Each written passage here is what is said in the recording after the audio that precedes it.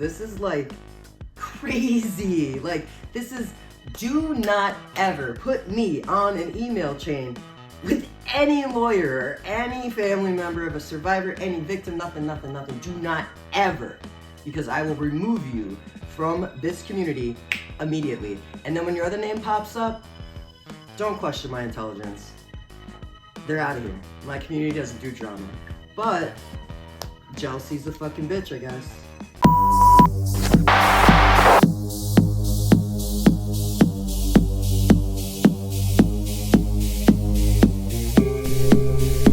You want answers? I think I'm entitled. You want answers? I want the truth! You can't handle the truth!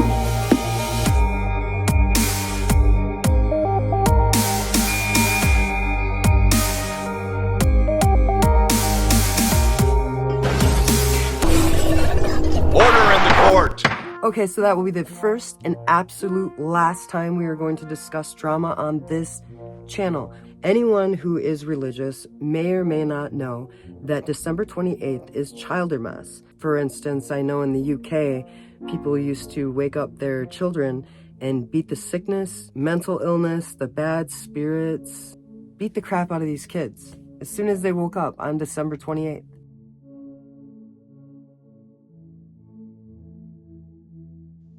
Today is the Feast of Holy Innocents.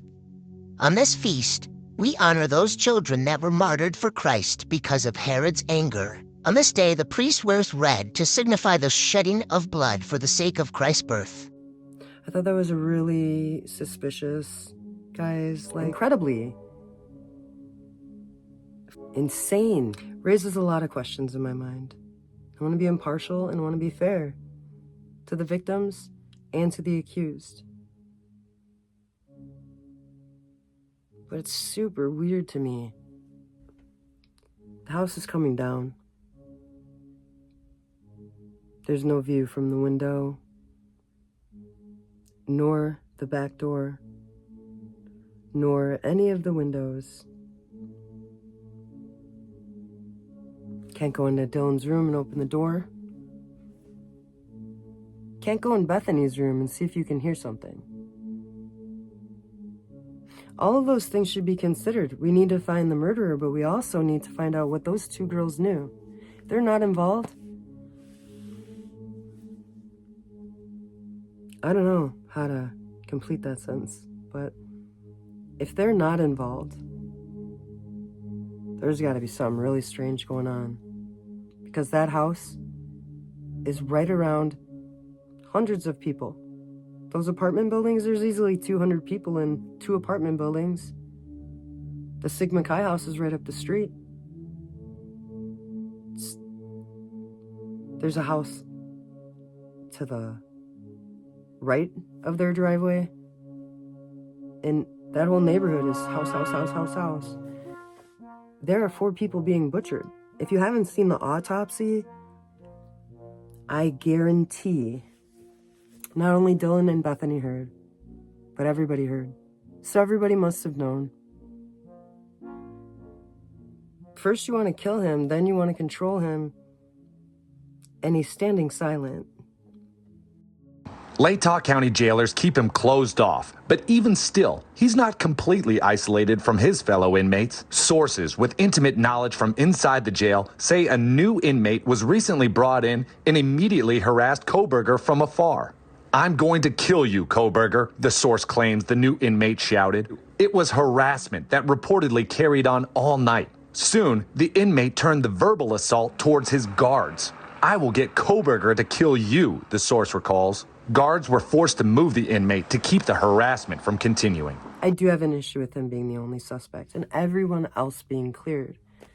I'm suspicious of anybody who had contact with them that night. And somehow, the list of suspects is one person in this crazy timeline. Police are searching for the person responsible for leaving coyote carcasses on their doorsteps. We do have a person of interest. We're still interviewing our first suspect to see if he has any connection to these other 4.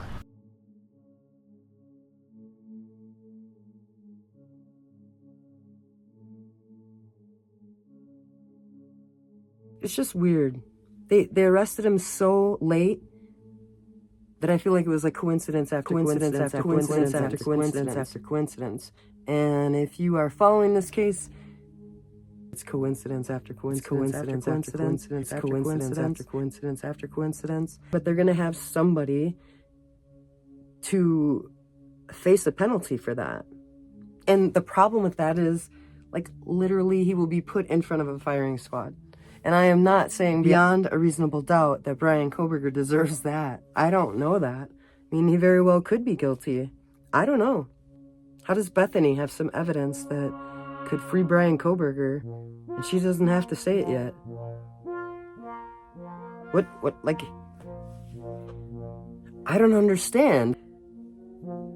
There are a lot of weird things that the Moscow Police Department do that I do not understand, and I absolutely will never, ever understand.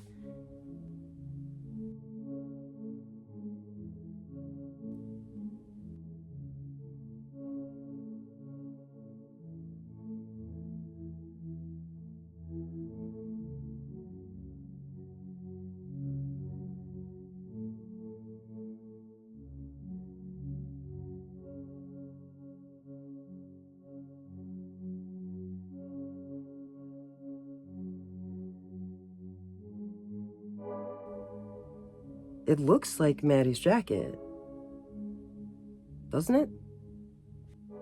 I don't know if we'll ever know.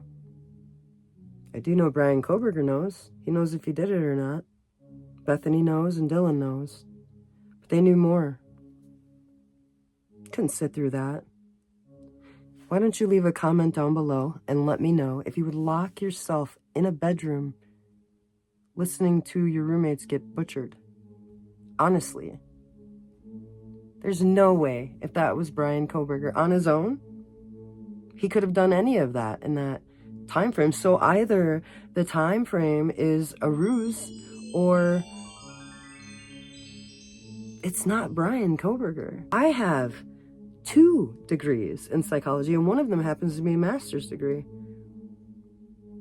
It's nothing to sneeze at, guys. I have pretty good instincts. So I'm not gonna chalk anything like that up. So they're gonna create a jury of Bryan Kohberger's peers, which I'm not sure will be frat boys or if it will be PhD students.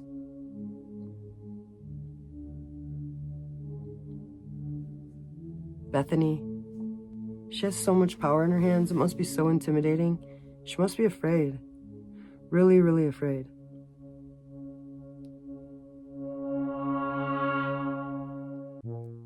She had a window. Out her window, Dylan could have. I mean, there was a ladder right there. All she had to do was get out and step on the rooftop and walk over, step down and get on the ladder. There's several pictures of sorority girls up on the roof of that house. It's not like it would have been scary. If everything was going on top of you, getting down low would be my first instinct. Not to lock myself in my room for 8 hours. Why didn't she text Bethany to get the police? We have to figure this out. It doesn't make any sense. Why have all these people been cleared? I don't understand. David's cleared. Bethany's cleared. Dylan's cleared. Jack is cleared. All these people are cleared who had phone pings around that house. They must have. They know him so well. They would be over there. So Sigma Chi ping would be actually probably the same ping as 1122 King Road. Pings are not like very exact, not every single time. They're all going off the same tower. I don't understand. I'm sure Jack's phone and Hunter and Loach and David B and Dylan and Bethany and even Xana, Ethan, Kaylee, and Maddie all have similar pings. But all those people were cleared. Allegedly. Hunter is the one who called 911, and he called about an unconscious person. He called about the person who was passed out, telling him what happened. When he came and found his best friend Ethan chopped up. Failed to mention that part. But allegedly, he is the one who found Ethan. It's so interesting. I feel like everybody who could have something to do with it has been cleared. Way, way too early. And although that might bring some kind of closure to the families, it's not true justice. How is he gonna get a fair trial in Moscow, Idaho? It's not a big town. Can't be fair. Thank you for spending a few minutes with me today. And at the end of every video, at any membership level, your name will appear in the credits, or your nickname, whatever you want on there. But you'll be showing the world your support for Strange Suspicion. And we can grow as a channel. We can get bigger and better. And I want our community to be the one based on respect, loyalty, truth, and justice. And to work in the best interests of any victim of any case that we research. You guys are really great. We're a strong group, and we're only getting bigger. I appreciate every single one of you. I can't wait to see you again. I love getting together at 4:20. It's my favorite time of day.